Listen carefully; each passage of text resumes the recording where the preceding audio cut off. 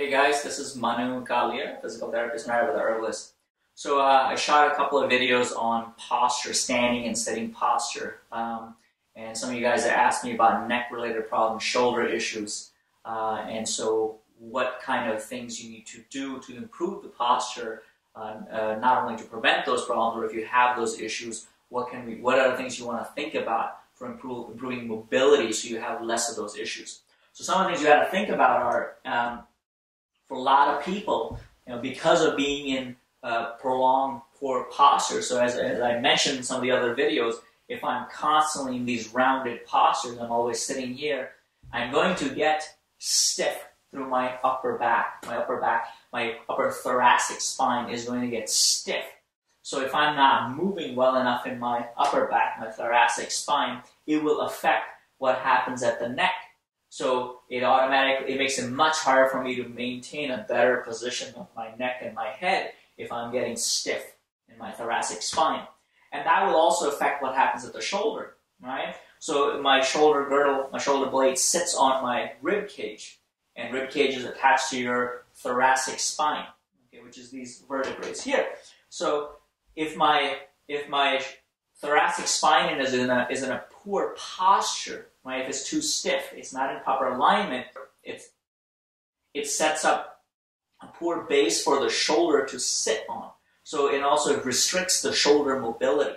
So if I'm rounded in these positions, I just cannot mechanically lift my arm past this point. It just won't happen because I need to have better thoracic mobility in order for you to do that. So I didn't lift my arm up further. All I did was I straightened up my thoracic spine or my upper back. So if I'm sitting upright, I can bring my arm up higher, right?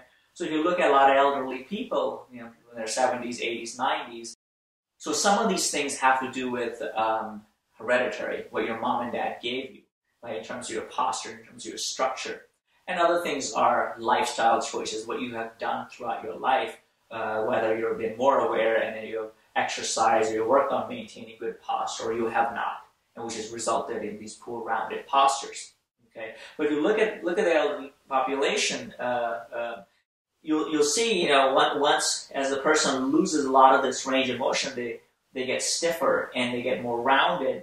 They also lose a lot of this range of motion with their arm, and as well as neck mobility too. I just can't move around as easily if I don't have enough range of motion. Okay, so these imbalances affect not even just the local area, they'll affect everything else in the chain. So one simple thing, and I've shot a few videos on this before, you can work on is improving your upper back, your thoracic spine mobility, which will help with shoulder issues, which will help with neck problems, also help with low back problems too. So we want to do, and you can use foam rollers, you can use, these are 2 tennis balls, which you basically take and tie. You can use lacrosse balls. So you can use different things to improve the mobility of that spine. And I even shot a video on using a wedge to work on more specifically mobilize the joints so that you can get in better postures easier. Okay, so the target areas we're going to go for, especially your CT junction, which is your where your last cervical spine neck vertebrae meets your first thoracic vertebrae. So that area tends to be quite stiff on a lot of people. And below that area, your T1, T2, T3, T4, those are your thoracic vertebrae. These ones up here, further down too. And you're not limited to that area. You can even you should work on improving mobility throughout the whole chain. But that area tends to be often quite stiff and affects, it contributes to a lot of these problems that I'm discussing. And so if in order to mobilize that, let's start with just the foam roller first, which will be just getting gross mobility of that region. So some of the things you can do are, the simplest one would be just to get on a foam roller, and we want to work at getting some extension, right? So I could roll down, let's say about here. Now I'm going to work at getting some extension, meaning going the opposite direction, stretching out that thoracic spine, even my rib cage, my local muscles in this area that are tightened up. But I usually recommend people that they support their head. So support your head. So I'll take this one off so you can see. So I support my head And what you don't want to do is you don't want to do this. This is not what we're targeting. This is not going to get you the range of motion back. You're just hinging at your neck, okay?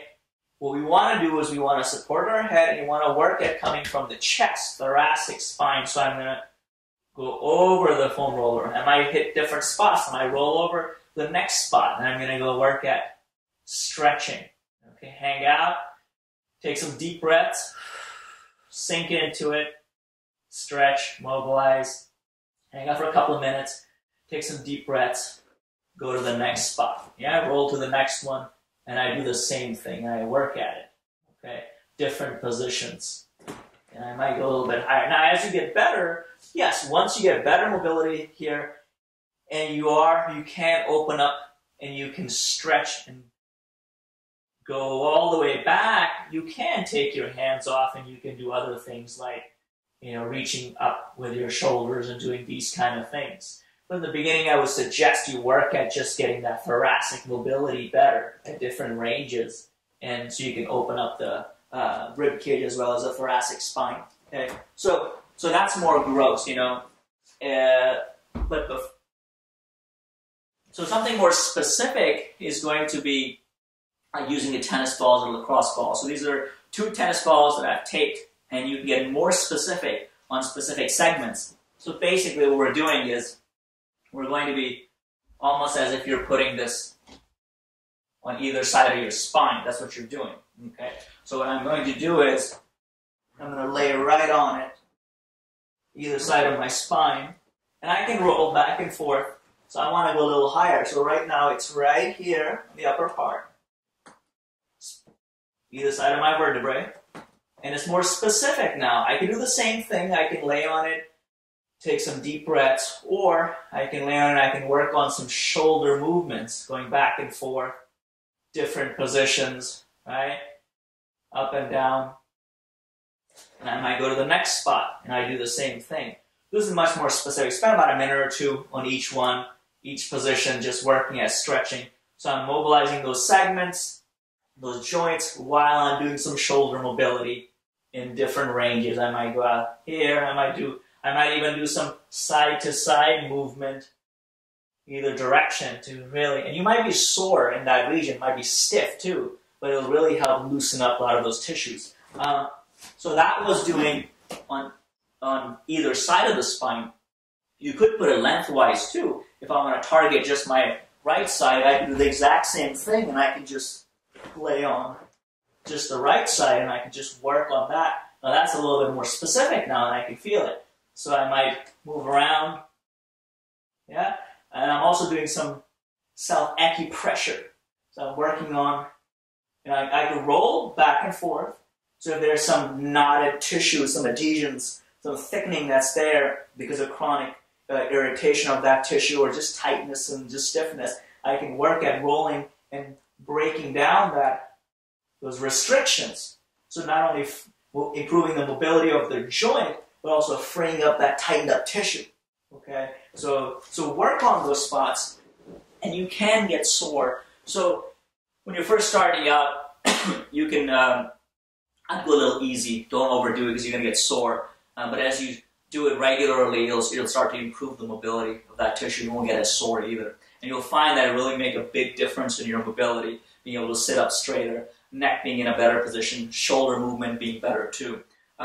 These are a little bit softer. The tennis balls, the lacrosse balls work really well, but they're pretty hard. So I would start with these and then work your way up. And please share the video with others who you think might benefit from this. We're launching our knee recovery program next month. Please check out the site and put your name down if you want to hear about it.